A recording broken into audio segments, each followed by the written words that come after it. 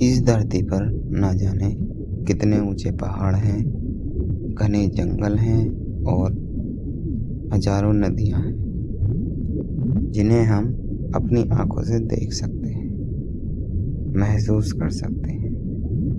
हम शहरों में रहते हैं, सड़कों पर चलते हैं और हर रोज एक जानी पहचानी दुनिया का हिस्सा होते हैं। लेकिन क्या आप जानते हैं कि हमारी इस दुनिया के भीतर एक और दुनिया छिपी है, एक ऐसी रहस्यमयी दुनिया जो इंसानी नजरों से ओझल है, पर जिसके बिना हमारा वजूद खतरे में पड़ सकता है।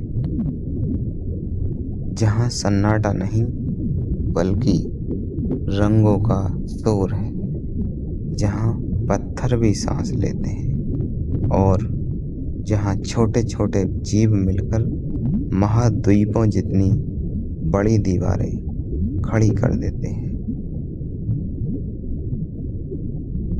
आज मैं आपको उसी खामोश लेकिन जादुई दुनिया के सफर पर ले चलूंगा, जहाँ विज्ञान और कल्पना एक साथ मिल जाते हैं।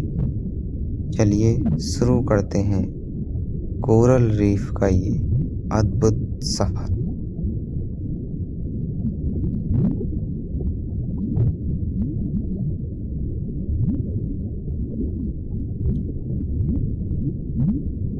तो दोस्तों, कोरल रीफ शब्द सुनते ही हमारे दिमाग में सबसे पहले क्या आता है?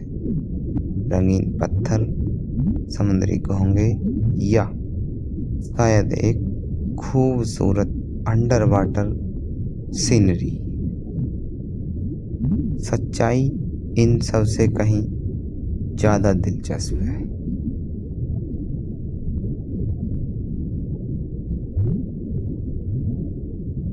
कोरल रीफ असल में पानी के नीचे की ऐसी संरचनाएं हैं जो हजारों लाखों समुद्री जीवों द्वारा बनाई जाती है। इन्हें इंजीनियर्स ऑफ द सी भी कहा जाता है। ये सिर्फ कुदरत का करिश्मा नहीं है, बल्कि इस धरती के अस्तित्व की एक अनिवार्य कड़ी है। ये हमारी पृथ्वी का 0.1% हिस्सा घेरती है। लेकिन क्या आपको पता है कि समुद्री जीवन का 25% से ज़्यादा हिस्सा यहीं रहता है? सोचिए, समुद्र के केवल एक छोटे से हिस्से में इतनी बड़ी आबादी। ये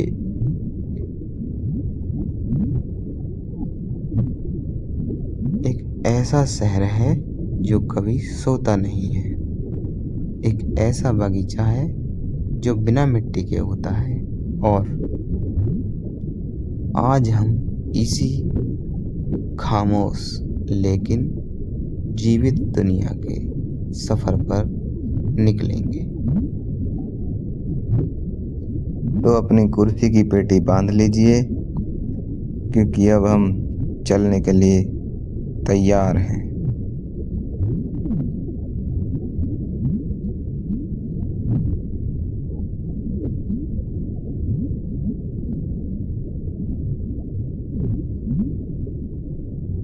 पॉलिप्स का जादू। तो अब सवाल उठता है कि ये खूबसूरत रंगीन संरचनाएं बनती कैसे हैं? कई लोग समझते हैं कि कोरल पत्थर हैं या समुद्री घोंगे, लेकिन विज्ञान की भाषा में कहें तो ये एनिमेलिया जगत के जीव हैं, यानी जानवर हैं।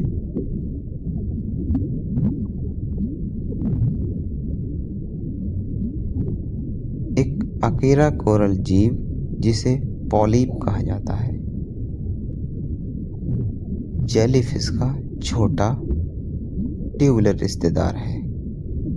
कल्पना कीजिए, यह छोटा सा जीव अपने आकार के हिसाब से एक अविश्वसनीय बिल्डर है। ये पॉलिप्स हवा से नहीं बल्कि पानी से कैल्शियम कार्बोनेट सोखकर अपना एक कठोर बाहरी ढांचा बनाते हैं। इसी कठोर ढांचे को हम कोरल कहते हैं।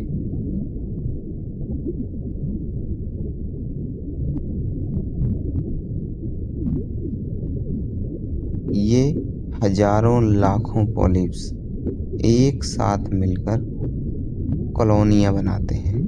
जैसे हम मनुष्यों की कॉलोनियां होती है, ठीक उसी प्रकार, और एक के ऊपर एक अपने कैल्शियम के घर बनाते हैं। सदियों और हजारों सालों की कड़ी मेहनत के बाद ये छोटे छोटे पॉलिप्स मिलकर इतनी विशाल रीफ का निर्माण करते हैं कि कुछ तो अंतरिक्ष से भी दिखाई देते हैं, जैसे ऑस्ट्रेलिया का ग्रेट बैरियर रीफ। अभी जो आप स्क्रीन पर देख रहे हैं, ये एक सैटेलाइट की तस्वीर है।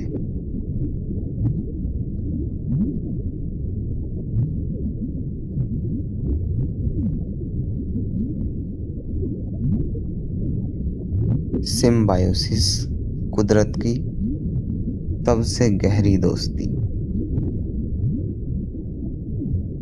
लेकिन इनकी असली जादुई शक्ति है सिम्बायोसिस। यह एक ऐसा रिश्ता है जहां से अलग अलग जीव एक दूसरे के फायदे के लिए साथ रहते हैं। कोरल के मामले में ये रिश्ता कमाल का है। अभी जो आप स्क्रीन पर देख रहे हैं कि शैवाल सूरज की रोशनी से खाना बना रहे हैं।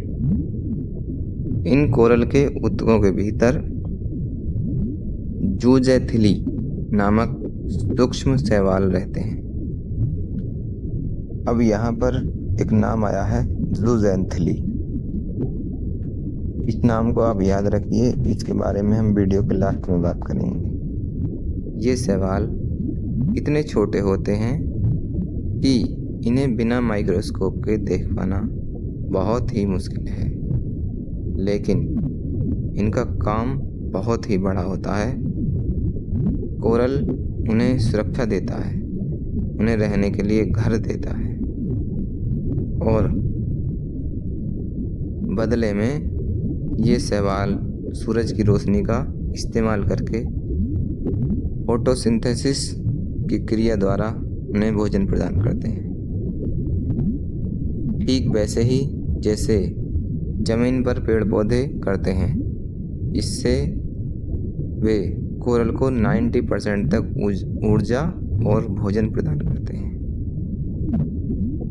यही वो प्रक्रिया है जो कोरल को तेजी से बढ़ने और इतने बड़े बड़े रीफ बनाने की शक्ति देती है।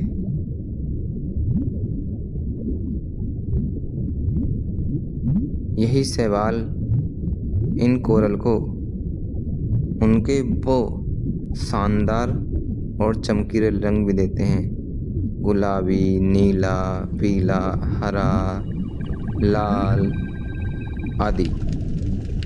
ये कुदरत की सबसे पुरानी और गहरी दोस्ती में से एक है, जो लाखों सालों से चली आ रही है।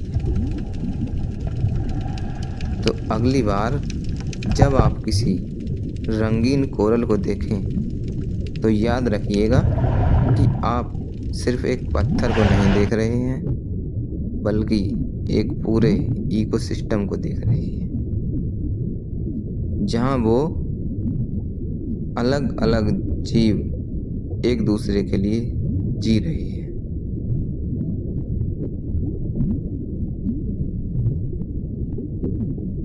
कोरल कितने प्रकार के होते हैं? कोरल सिर्फ एक ही तरह के नहीं होते, बल्कि इनकी हजारों प्रजातियां हैं, जिनमें मुख्य रूप से 2 कैटेगरियों में बांटा जा सकता है, हार्ड कोरल और सॉफ्ट कोरल।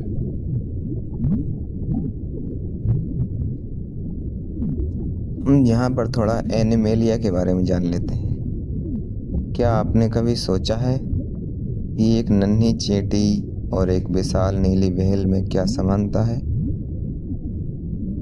दरअसल ये दोनों एक ही परिवार का हिस्सा हैं, जिसे विज्ञान की भाषा में एनिमेलिया कहते हैं।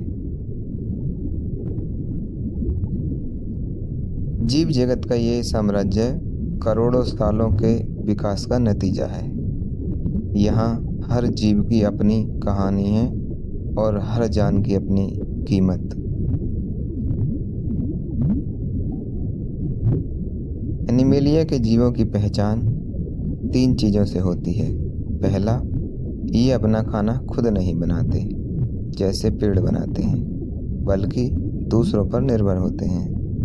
दूसरी बात, ये चल फिर सकते हैं। और तीसरी बात, इनका शरीर अरबों कोशिकाओं से बना होता है।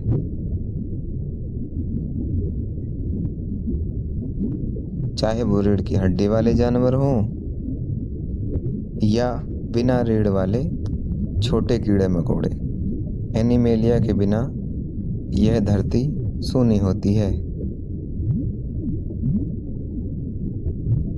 समुद्र की गहराई में बसे कोरल रीफ से लेकर ऊंचे पहाड़ों पर रहने वाले बर्फीले तेंदुओं तक एनिमेलिया की विविधता हमें हैरान कर देती है।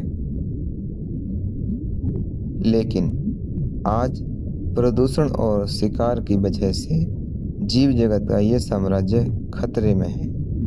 इन्हें बचाना सिर्फ हमारी जरूरत नहीं, बल्कि हमारी जिम्मेदारी भी है।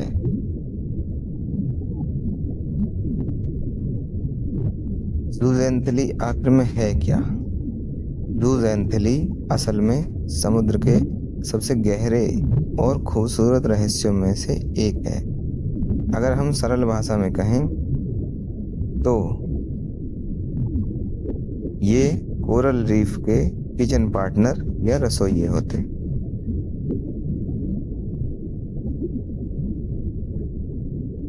ये क्या है? ये एक प्रकार का सूक्ष्म शैवाल है जो एक कोशिकीय सिंगल सेल्ड होता है। ये मुख्य रूप से कोरल के ऊतकों के भीतर रहता है। कोरल के साथ इनकी अनोखी दोस्ती है। इनके बीच सहजीविता का रिश्ता होता है, जहाँ दोनों एक दूसरे की मदद करते हैं। शैवाल का काम यह प्रकाश संश्लेषण के जरिए सूरज की रोशनी से खाना बनाता है और कोरल को ऑक्सीजन और पोषक तत्व जैसे ग्लूकोज और अमीनो एसिड देता है। कोरल की 90% ऊर्जा इन्हीं शैवालों से आती है। कोरल का काम क्या होता है इनके लिए? बदले में कोरल इस शैवाल को रहने के लिए एक सुरक्षित घर और प्रकाश संश्लेषण के लिए आवश्यक कार्बन डाइऑक्साइड प्रदान करता है। कोरल रीफ जो इतने सुंदर और रंग बिरंगे लाल, हरे, पीले, नीले, गुलाबी हैं, ये असल में इन ज़ूज़ैंथली की वजह से ही होते हैं। कोरल का अपना कोई रंग नहीं होता है, यह पारदर्शी होते हैं। जब समुद्र का तापमान बहुत बढ़ जाता है या प्रदूषण होता है तो कोरल तनाव में आ जाते हैं और इन शैवालों को अपने शरीर से बाहर निकाल देते हैं, क्योंकि इन्हीं शैवालों से इनको रंग मिलता है, इसलिए कोरल सफ़ेद पड़ जाते हैं। इसे ही कोरल ब्लीचिंग भी कहते हैं। बिना इन शैवालों के कोरल भूख से मरने लगते हैं।